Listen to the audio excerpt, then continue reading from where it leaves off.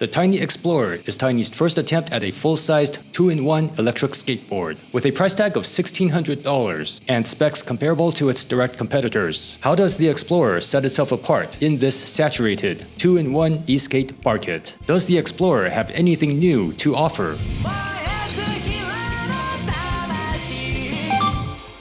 The Explorer comes with an IP67 rated 12S4P battery pack made up of monocell P42A cells. At 726 watt-hours, Tynee claims a range of 71 kilometers or 44 miles with street wheels and 50 kilometers or 31 miles with all-terrain wheels. My henchman Max performed his own range test, weighing 75 kilograms or 165 pounds and riding in the highest available mode with all-terrain wheels. His GPS app reported a range of 31 kilometers or 19 miles, and the remote showed 36 kilometers or 22 miles. Remember that many things affect range. Use the range estimator on my website to estimate the range for your weight and ride conditions. With a peak power of 180 amps, you'll be unlikely to encounter much if any voltage sag during a ride. Max was still going over 40 kilometers per hour or 25 miles per hour with less than 20% charge remaining. The stock 4.5 amp charger charges the pack from 0 to full in about 4 hours. 4 amps used to be considered a fast charger. As larger battery capacities become more common, it's nice that we're seeing higher output chargers to go along with them.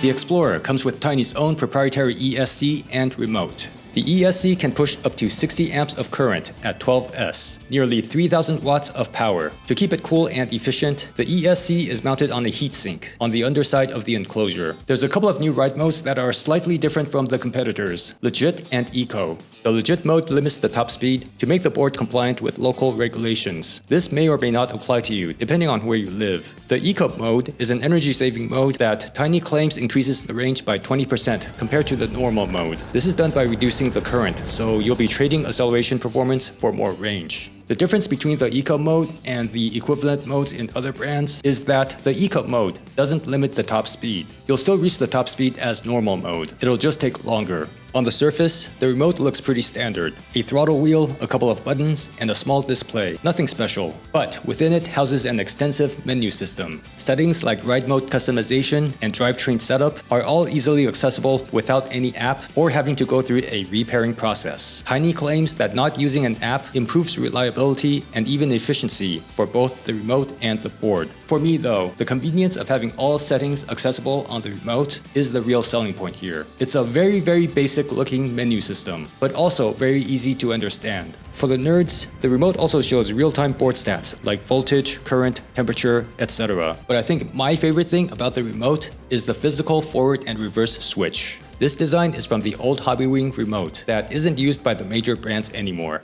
Off the top of my head, Backfire is the only other major brand today that has a toggle for this on the remote, but it's located in a weird spot. All other remotes from the big brands require double or triple clicking a button, except for Evolve, which doesn't even have a reverse feature. I'm not kidding.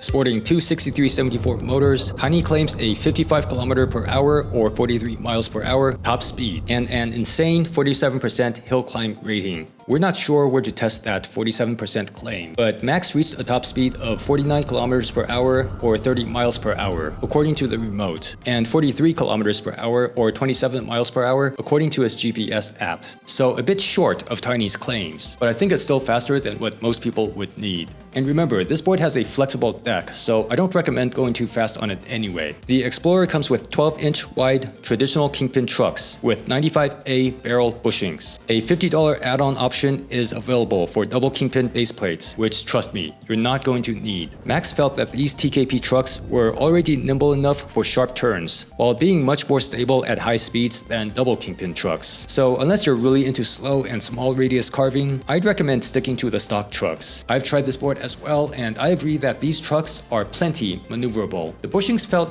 okay, not that great, but third-party bushings are relatively inexpensive and easy to install. The Explorer comes stock with 150mm pneumatic street wheels. It also fits your standard Tynee wheels, cloud wheels, and larger 175mm pneumatic wheels. You'll need to purchase a separate conversion kit for those. laminated with maple, bamboo, and fiberglass. The Explorer deck measures 42 inches with a double drop profile for stability. The deck also has a good amount of flex thanks to the segmented battery enclosure. And don't worry, that's clear grip tape along the edges. Max felt it was really comfortable to ride on, or in his words, like you could fall asleep on it. Though I wouldn't recommend that. I also felt that this board was really comfortable. In fact, it's so comfortable that it's easy to ride faster than you intended, because you don't feel the road vibrations. If this video has been helpful so far, do me a favor and hit the like button. Weighing 13.8 kilograms or 30 pounds with the stock wheels. The Explorer is around the same weight as other 2-in-1 boards this size. It's a bit heavy to carry, but a handle is included for towing the board around. And it should fit inside the trunk of most cars. The design on the top side of the deck is reminiscent of the Evolve Bamboo GTR, but with the colors inverted and minus the logo in the center. I'm pretty sure the clear grip tape along the edges will confuse a lot of people before purchase and make them think there's no grip tape. I think they could have gone with colored grip tape or some kind of pattern. I can't quite pinpoint the reason, but somehow the top side of this board looks kind of cheap. The bottom side of the board, however, looks a lot more premium. In fact, I think this may be the most attractive flexible battery enclosure that I've seen. For the remote, I wish they didn't make it look so much like a Hobbywing remote. Since they have a new ESC, this seems like such a wasted opportunity to make a completely new remote. The remote is, in my opinion, one of the areas with the most room for improvement for electric skateboards in general. I think it's also worth mentioning that these are the nicest looking eSkate TKP base plates that I've seen. Overall, I think this is a great looking board when it's upside down. The Explorer comes with a 12-month warranty, double what most brands offer, including themselves. The Explorer is the only board from Tynee that includes warranty for a full year. If something breaks during warranty, get in touch with them and they'll send you parts to replace on your own.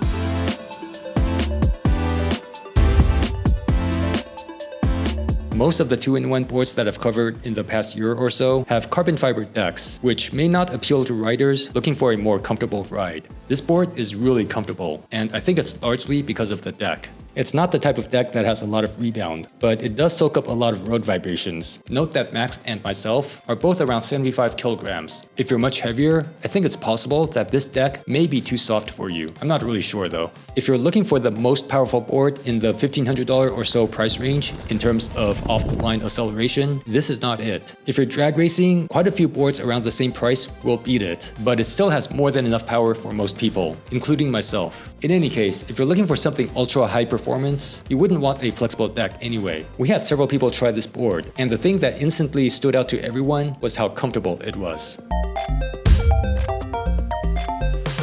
I think it's great that we're starting to see mass production boards use speed controllers that are not from Hobbywing or Tynee. As you subscribers know, I like the Hobbywing ESC, but the problem with them being so widely used is that nobody wants to innovate. If one brand wants a new feature from Hobbywing, they'll have to pay for it. But after they have that new feature, pretty soon all of their competitors who also use Hobbywing will have that same feature as well. So because Tynee now has their own ESC, they can innovate without fear of their new features getting in the hands of their competitors right away. The customizable settings and menu system within the remote is a good start. I just wish they had taken this opportunity to do something different with the remote. Anyway, this is a really nice board, really comfortable. If you have any questions, leave a comment. And if you decide to get the Tynee Explorer, feel free to use my referral link and coupon code for the biggest discount.